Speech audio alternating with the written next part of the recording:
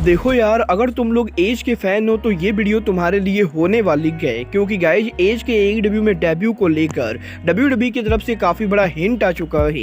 AEW के अगले pay per view wrestle dream के को लेकर एईडब्ल्यू कंपनी को मेजर प्रॉब्लम हो रही है। जिम रॉस के टोनी खान के साथ कॉन्ट्रैक्ट नेगोशिएशन को लेकर जिम रॉस ने काफी बड़ा खुलासा कर दिया है। एनजेपीडब्ल्यू के एक बड़े फैक्शन के द्वारा जे वाइट पर मिस्ट्री अटैकर होने का टीज आ चुका है। एईडब्ल्यू में शेल्टन बेंजामिन के डेब्यू करने को लेकर बैक स्टेज से बहुत बड़ी अपडेट आ रही है। तो गाइस वहीं केनी ओमेगा ने सीएम पंक के साथ ड्रीम मैच को लेकर सोशल मीडिया पर एक नया ड्रामा क्रिएट कर दिया है। तो गाइस चलिए बिना किसी देरी के शुरू करते हैं इस वीडियो को, और सबसे पहले बात करेंगे एज की। वेल ये बात तो हम सभी लोगों को मालूम है, एज का डब्ल्यूडब्ल्यूई का कॉन्ट्रैक्ट आज यहाँ पर ओवर होने वाला है। और गाइस यहाँ पर कल 1 अक्टूबर को एज यहाँ पर डब्ल्यूडब्ल्यूई कंपनी से ऑफिशियली जाने वाले हैं। और अब क्योंकि एज का कॉन्ट्रैक्ट फाइनली एक्सपायर हो चुका है, तो गाइस यहीं आज डब्ल्यूडब्ल्यूई के स्मैकडाउन के ऊपर डब्ल्यूडब्ल्यूई स्मैकडाउन के ओपनिंग प्रोमो के अंदर एज के वीडियो फुटेज को हटा दिया गया है। और गाइस जैसा कि हम सभी जानते हैं, डब्ल्यूडब्ल्यूई कंपनी के जो भी कॉन्ट्रैक्टेड रेसलर होते हैं, डब्ल्यूडब्ल्यूई उन्हें शो के ओपनिंग वीडियो पैकेज पर फीचर करती गए। बट गाइस आज यहां पर डब्ल्यूडब्ल्यूई के स्मैकडाउन के ओपनिंग के ऊपर डब्ल्यूडब्ल्यूई कंपनी ने एज को फीचर नहीं किया है। और गाइस यहां पर डब्ल्यूडब्ल्यूई के इस हरकत के बाद अब यहां पर ये 100% क्लियर हो चुकी है कि एज यहां पर डब्ल्यूडब्ल्यूई पर तो वापस नहीं आने वाले हैं। और गाइस अगर यहां पर एज डब्ल्यूडब्ल्यूई पर नहीं आ रहे हैं, तो गाइस ये चीज 99% कंफर्म मानी जा सकती है कि एज यहां पर एईडब्ल्यू कंपनी पर आने वाले हैं। और पॉसिबली एईडब्ल्यू का रेसल ड्रीम वो पेपर व्यू होने वाला है, जहां पर रेटेड आर सुपरस्टार एज उनका डेब्यू करेंगे। वेल गाइस अब ये तो रेसल ड्रीम को देखकर ही पता चलेगा कि एज यहां पर रेसल ड्रीम पर डेब्यू करते हैं या नहीं। बट गाइस जहां तक बात रही रेसल ड्रीम के टिकट सेल की, तो गाइस जैसा कि मैंने आप लोग को 1.5 महीने पहले ही कहा था, एईडब्ल्यू का wrestle dream pay per view ticket sale के मामले में एईडब्ल्यू कंपनी का अब तक का बिगेस्ट फ्लॉप पेपर व्यू होने वाला है। क्योंकि गाइस यहां पर अब इस पेपर व्यू के मात्र 1 दिन बचने के बाद भी अब भी इस पेपर व्यू के ऊपर एईडब्ल्यू कंपनी मात्र 7600 टिकट सोल्ड आउट नहीं कर पाई गए। गाइस एईडब्ल्यू के रेसल ड्रीम पेपर व्यू की ओवरऑल कैपेसिटी एईडब्ल्यू कंपनी ने मात्र यहां पर 7566 रखी गए, जहां पर 7566 टिकट में से एईडब्ल्यू कंपनी अभी तक मात्र 5700 टिकट सोल्ड आउट कर पाई गए। और अब भी यहां पर एईडब्ल्यू के रेसल ड्रीम के लिए एईडब्ल्यू को 1800 से ज्यादा टिकट सोल्ड आउट करना बाकी गए। और गाइस ये बात मुझे कहने में कोई भी शक नहीं गए कि टिकट सेल के मामले में ये पेपर व्यू एईडब्ल्यू हिस्ट्री का सबसे बड़ा फ्लॉप पेपर व्यू गए। वेल गाइस ये तो बात हुई एईडब्ल्यू के रेसल ड्रीम पेपर व्यू की। बट गाइस चलिए फिलहाल आगे बढ़ते हैं और बात करते हैं डब्ल्यूडब्ल्यूई के recently release superstar Shelton Benjamin की। वेल गाइस ये बात तो हम सभी लोगों को मालूम है, डब्ल्यूडब्ल्यूई के रिसेंट बजट कट के अंदर डब्ल्यूडब्ल्यूई ने डॉल्फ जिगलर, एलाइस और मुस्तफा अली के साथ साथ शेल्टन बेंजामिन को कंपनी से बाहर कर दिया है। और अब यहां पर शेल्टन बेंजामिन के एईडब्ल्यू कंपनी को ज्वाइन करने को लेकर एईडब्ल्यू के बैक स्टेज से काफी बड़ी अपडेट आ रही है। वेल गाइस इस हफ्ते रेसलिंग ऑब्जर्वर का ये दावा करना है कि एईडब्ल्यू कंपनी के बैक स्टेज के ऊपर काफी सारे लोग शेल्टन बेंजामिन को एईडब्ल्यू में देखना चाहते हैं। और इवन यहां पर जब डब्ल्यूडब्ल्यूई ने शेल्टन बेंजामिन को फायर नहीं किया था, उस समय भी एईडब्ल्यू के बैक स्टेज के ऊपर काफी सारे रेसलर टोनी खान से ये कह रहे थे कि टोनी खान को शेल्टन बेंजामिन को साइन करना चाहिए। और गाइस बेसिकली यहां पर टोनी खान ये वेट कर रहे थे कि शेल्टन बेंजामिन का डब्ल्यूडब्ल्यूई कॉन्ट्रैक्ट एक्सपायर हो, जिसके बाद कि एईडब्ल्यू बेंजामिन को ऑफर दे। बट गाइस अब जबकि बेंजामिन को डब्ल्यूडब्ल्यूई से बाहर ही कर दिया गया है, तो गाइस आप लोग ये मानकर चल सकते हो कि शेल्टन बेंजामिन भी एईडब्ल्यू कंपनी पर आने वाले हैं। और गाइस एक बार फिर से टोनी खान डब्ल्यूडब्ल्यूई के काफी सारे रेसलर को बैक टू बैक एईडब्ल्यू के अंदर साइन करेंगे। वेल गाइस देखना बहुत वाला है कि टोनी खान शेल्टन बेंजामिन को कवर कैसे लाते हैं। गाइस चलिए फिलहाल आगे बढ़ते हैं और बात करते हैं एईडब्ल्यू के डायनामाइट पर जे वाइट के मिस्ट्री अटैकर की। वेल ये बात तो हम सभी लोगों को मालूम है, इस हफ्ते डायनामाइट पर जे वाइट पर मिस्ट्री अटैक के बाद इस चीज की 90% पॉसिबिलिटी लगती है कि जिन लोगों ने जे वाइट के ऊपर डायनामाइट पर अटैक किया था वो लोग पॉसिबली और कोई नहीं बल्कि Adam Cole, Roderick Strong, Kyle O'Reilly और किंगडम थे।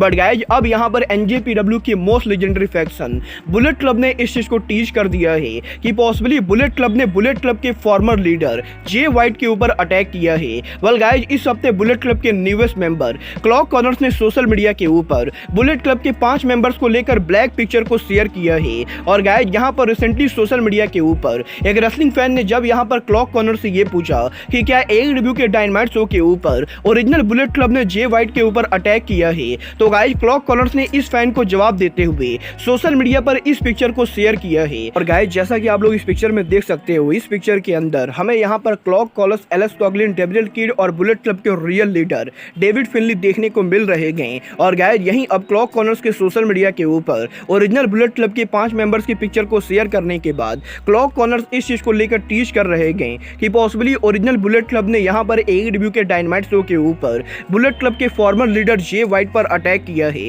वेल गाइस मुझे यहां पर इस चीज की 0% पॉसिबिलिटी लगती है कि टोनी खान NJPW के बुलेट क्लब और AEW के बुलेट क्लब में राइवलरी बनाएंगे, क्योंकि गाइस इस समय बुलेट क्लब के ओरिजिनल मेंबर सभी के सभी जापान के अंदर है। और गाइस इसीलिए इस बात का कोई सेंस नहीं बनता है कि original bullet club new bullet Club के ऊपर अटैक कर रही है।